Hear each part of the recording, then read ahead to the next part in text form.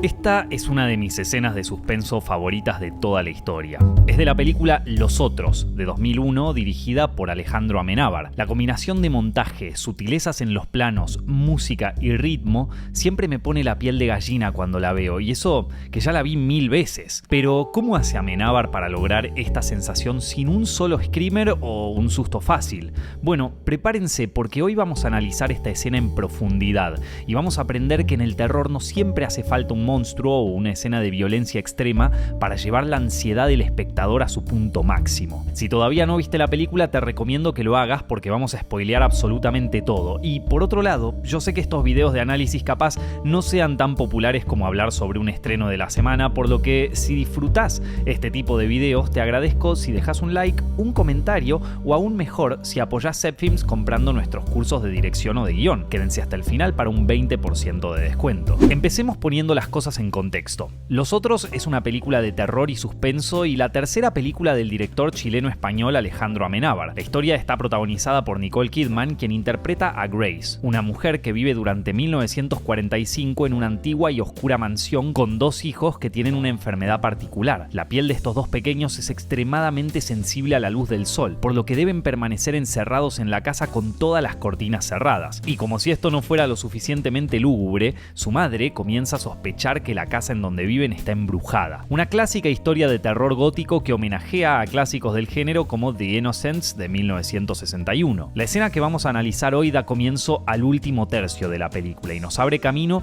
a un final completamente inesperado. Para este momento, el personaje de Grace viene intentando reprimir sus visiones paranormales desde que comenzó el film y a esta altura ya teme por su propia salud mental, pero sobre todo por la de su hija Anne, interpretada por Alakina Mann, quien también dice ver espíritus en la casa. Ok, y ahora sí, les voy a spoilear toda la escena, ¿sí? 3, 2, 1, vamos. Grace entra y descarga su frustración en Anne, quien está acurrucada, escondida detrás del velo y ensuciando su vestido de comunión. Pero antes de que Grace pueda regañar a su hija, es interrumpida por una macabra visión. La mano de su hija, que juega con la marioneta, es la de una anciana. Incrédula, Grace camina alrededor de su hija y la cámara sigue su punto de vista, hasta que vemos una cara de anciana cubierta detrás del velo.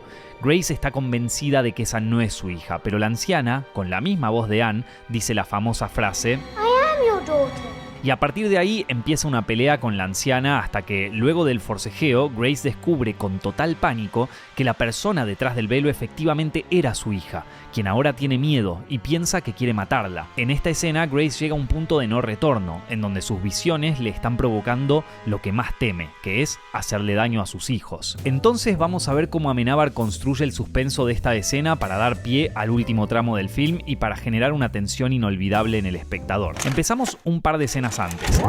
Grace le está colocando el vestido de comunión a su hija Anne y la deja sola en una habitación. Luego se va al cuarto en donde está su marido recién llegado y empieza un montaje paralelo entre Grace cantándole a su extraviado esposo y Anne jugando y bailando con el nuevo vestido. Un dato interesante sobre esta escena es que la actriz que interpreta a Anne odiaba el vestido y no se sentía cómoda bailando en él, por lo que Amenábar se vistió de la misma forma y se puso a bailar con ella en la habitación. Los planos de Anne bailando son los únicos en donde el director no entraba en cuadro. Pero bueno, el baile de Anne ya nos coloca en un terreno fantasmagórico. Es importante también destacar en este momento la presencia de 2 espejos que ocupan gran parte de la habitación. Originalmente no iba a haber 2 espejos. Esto fue una sugerencia del director de arte y Amenábar los terminó aprovechando simbólicamente. Los espejos en la ficción suelen representar una visión de la realidad extraña, a veces para expresar lo que esconde un personaje en el plano terrenal, otras para mostrarnos una realidad diferente. Los espejos incluso pueden ser simbólica o literalmente un portal hacia otra dimensión. Esta no es la primera vez que aparece un espejo en la película y si conocen el giro narrativo se imaginarán por qué el director lo elige como un objeto recurrente a lo largo del film. Luego Anne se pone a jugar con la marioneta mientras canta y quizás esto sea sobreanalizar las cosas, pero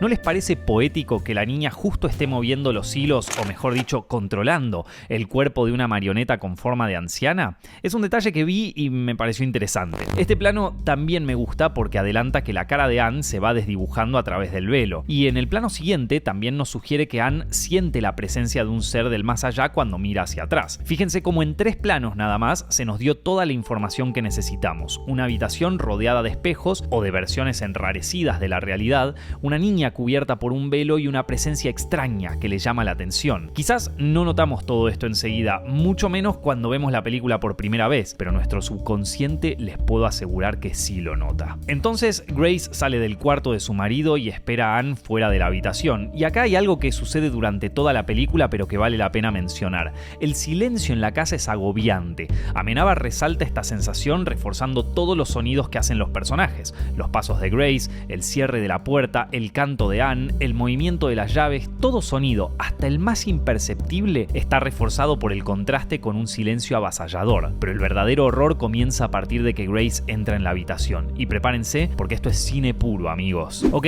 veamos la escena plano por plano. En cuanto a la puesta de cámara, podríamos dividir la escena en 3 partes: el recorrido que hace Nicole Kidman hasta que descubre a la anciana, un plano y contraplano; el forcejeo con la anciana, que son 4 planos bastante diversos; y el descubrimiento final, que son 2 planos más la reacción de Grace. Si hacemos un plano de la habitación y colocamos la cámara y los personajes, la primera parte de la escena sería algo así: una cámara hace el seguimiento en paneo de Nicole Kidman, mientras que otra lo hace en un traveling circular alrededor de Anne. El traveling es abierto y luego en los planos de la anciana tenemos un plano más cerrado. También tenemos este plano detalle de la mano que, por récord de miradas, podríamos intuir que es el punto de vista de Grace. Cualquier director diría que esta es una puesta de cámara simple para un plano y contraplano con un leve movimiento. Pero quiero destacar un detalle que siempre me encantó de este momento, y es que cuando Grace entra en la habitación y nota algo raro en su hija, la cámara hace un zoom hacia su cara. ¿Y por qué me gusta el zoom? Bueno, porque justamente es la forma más cinematográfica de mostrar el cambio de paradigma en la realidad del personaje. El zoom en sí es un juego de lentes, es un truco de cámara. No es que nos estamos acercando realmente al personaje, sino que estamos cambiando la perspectiva alrededor de ella. El espacio se enrarece y de esa forma, subconscientemente, comunicamos mucho mejor que el mundo de Grace se está distorsionando. Un uso del zoom aún más marcado para generar una sensación así podría ser el efecto vértigo, en donde el director hace un zoom y al mismo tiempo un traveling para enrarecer aún más la perspectiva. Pero me gusta que Amenábar lo haya mantenido tan sutil, casi imperceptible. Paradójicamente, en la parodia de esta misma escena que hacen para Scary Movie 3, el director, en vez de hacer un zoom in al personaje de Charlie Sheen, eligió hacer un traveling y acercarse a él. Y el traveling es rápido, lo que le da a la escena una dinámica más ágil o de acción, y de menor tensión, anclándose mejor en el género de la comedia. Del primer momento de la escena pasamos a la lucha o el forcejeo entre Grace y la anciana. Aquí tenemos 3 planos que, según cuenta Amenábar en el audio comentario del Blu-ray, los hizo desde el techo y desde atrás para esconder la cara de Nicole Kidman y usar una doble, ya que la actriz estaba teniendo un problema en la rodilla y no podía agacharse bien. Si bien podríamos hacer nuestro propio análisis de qué punto de vista representa ese plano cenital,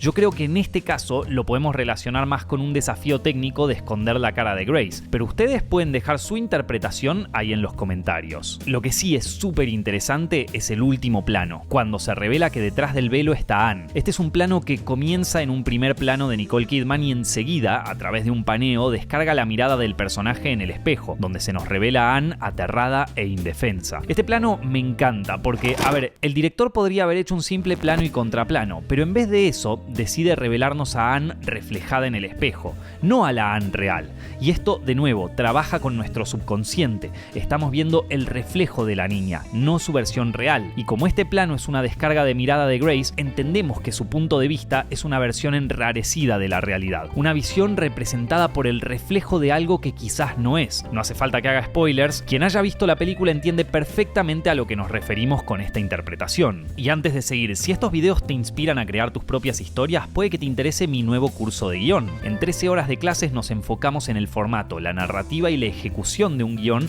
para de una vez perderle el miedo a la hoja en blanco. También incluye mi propia experiencia escribiendo guiones para series en plataforma de streaming o cortometrajes independientes con amigos. Tenés toda la información del curso ahí abajo en la descripción y usando el código ZEPFILMSYT al finalizar tu compra hay un 20% de descuento. Los Otros es una película que siempre me fascinó, a pesar de que quizás no sea la película de terror más conocida de los 2000 o del cine en general. Me encanta cómo Amenábar genera capas de sentido y cómo una vez que conocemos la verdad sobre estos personajes, podemos volver a ver la película y reinterpretarla. Por ejemplo, hace un poco leí en internet que la fotosensibilidad de los niños podría interpretarse como el esfuerzo de su madre por impedir que se acerquen a la famosa luz al final del túnel. La escena que analizamos es una clase magistral, no solo sobre ritmo narrativo para crear suspenso, sino también sobre el aprovechamiento de cada elemento visual de una apuesta para crear sentido y símbolos. El espejo, la marioneta, el velo, la puesta de cámara, todo está aprovechado al máximo por un gran director para enriquecer la historia. Cuando veo este tipo de escenas pienso en mis propios proyectos y en cómo podría enriquecer simbólica o narrativamente mi puesta en escena. A veces se logra bien y otras no tanto, pero estoy seguro de que todos tenemos una escena de alguna película que nos encantó o nos impactó de alguna manera en particular. Si les sucede algo así cuando ven una película, les recomiendo que vuelvan a verla y hagan este ejercicio de analizarla plano por plano. Puede que descubran que había mucho más de lo que se imaginaban y que quizás por eso terminaron tan impactados. Una escena de una película es una pieza de arte que le habla a nuestro subconsciente, y mientras más entendemos del arte que nos interpela, más nos entendemos a nosotros mismos.